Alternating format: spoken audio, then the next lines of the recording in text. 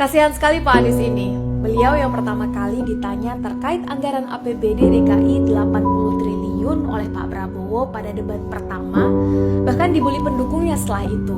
Namun dianggap menyerang personal ketika balik bertanya pada debat ketiga terkait situs Kemenhan yang justru kebobolan hacker. Padahal total akumulasi anggarannya hampir menyentuh 700 triliun. Kasihan sekali Pak Anies ini. Beliau dibully karena bertanya terkait kesejahteraan prajurit, sementara Menhannya menguasai 340.000 hektar lahan negara. Padahal pertanyaan yang sama, bahkan lebih personal, sudah pernah Pak Jokowi tanyakan dalam debat Pilpres 2019. Bahkan Pak Jokowi menyampaikan yang jauh lebih personal dari itu. Kasihan sekali Pak Anies ini. Beliau berulang kali dituduh terlalu berambisi menjadi presiden, padahal baru sekali mencalonkan. Namun pada saat yang sama, Pak Prabowo sendiri sudah 4 kali mencalonkan diri. Sekali sebagai cawapres dan 3 kali sebagai capres. Lalu siapa yang sebetulnya terlalu berambisi? Kasihan sekali Pak Anies ini. Beliau yang dituduh tidak memiliki etika dan tidak berhak bicara tentang etika.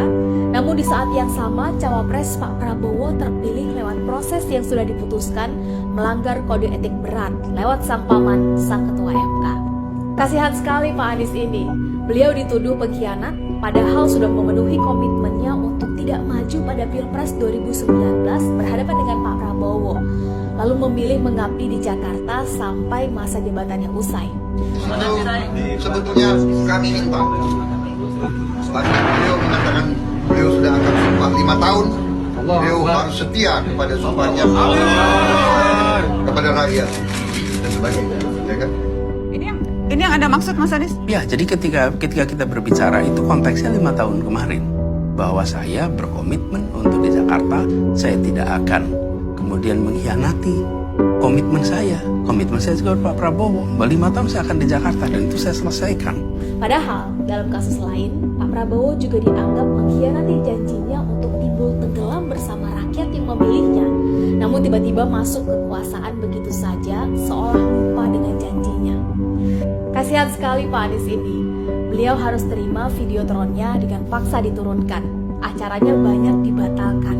Berulang kali dapat ancaman penembakan dan menerima banyak ungkapan kebencian.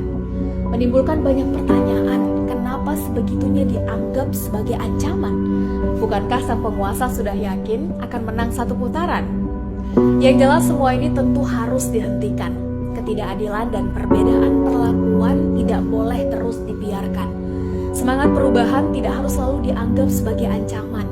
Prinsip pokoknya Anies harus selalu salah dan semua salah Anies tidak boleh terus dipaksakan dan dilestarikan. Bukan begitu teman-teman? Yuk, gaskan!